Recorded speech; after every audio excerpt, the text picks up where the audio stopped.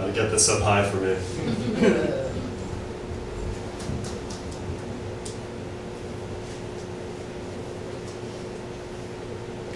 My name is Philip Clark. I'm one of the co-editors of the anthology Persistent Voices, Poetry by Writers Lost to AIDS. And I'd like to welcome you this evening to our reading The Living Voice, a reading from Persistent Voices, and to welcome you this evening to Bloombars. I'd like to start by thanking Gary Knesron and Bloombars for being so willing to host this event and other community events.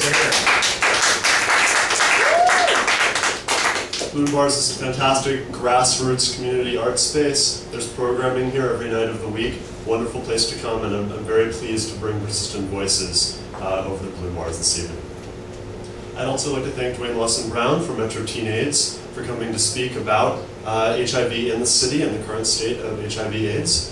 Thank you, Dwayne, for coming out, and I hope everyone will take an opportunity to check out the Metro Teen AIDS website and to get more information from Dwayne and more information from the fans and from the back table this evening about Metro Teen AIDS and the work that they do here in the city.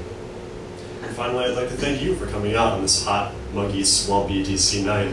95 degrees, I believe it still is, even here after 8 o'clock.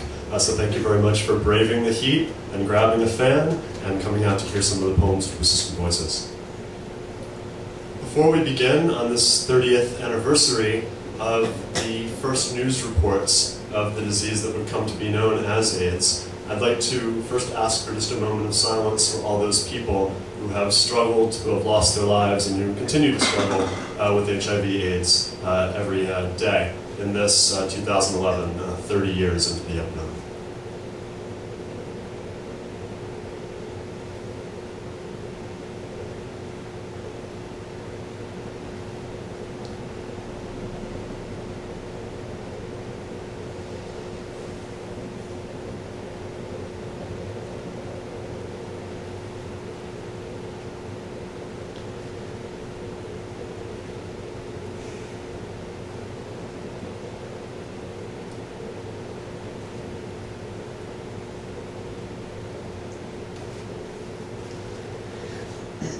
What do you think?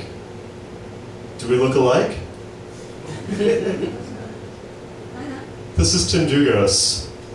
When I first read Tim Dlugos' poetry, I was 16 years old. I was a high school junior, and I was the only openly gay student in a high school of almost 1,500 people, very near to here, just over the bridge in Arlington, Virginia. And I went searching for other voices and for other people who looked like me. The place that actually took me, some of you may know, it's Sexual Minority Youth Assistance League, known as SMILE, here in the city, which does a lot of work with gay youth. And while they're now on 7th Street Southeast, at that point, when I first went, they were right there on Pennsylvania Avenue. And upstairs, where all the meetings were held, they also had walls that were just lined with books. And that's actually where I first found this book by Tim Dlugos, Entre Nous. And it's where I first not only met people my own age, whose experiences I recognized, but also where I first ran into the voices of many of the poets who are now in Persistent Voices, where I first found them when I was in that struggle and in that time searching for people who sounded like me, who looked like me, and also people who could show me different experiences, different sides of GLBT life. The poem that I'm going to start with tonight is by Tim Dlugos. It's one of the last poems he wrote. It's dedicated to his lover, Christopher Wyss, who lived and does still live on 83rd Street in New York City. And the poem is called Sleep Like Spoons.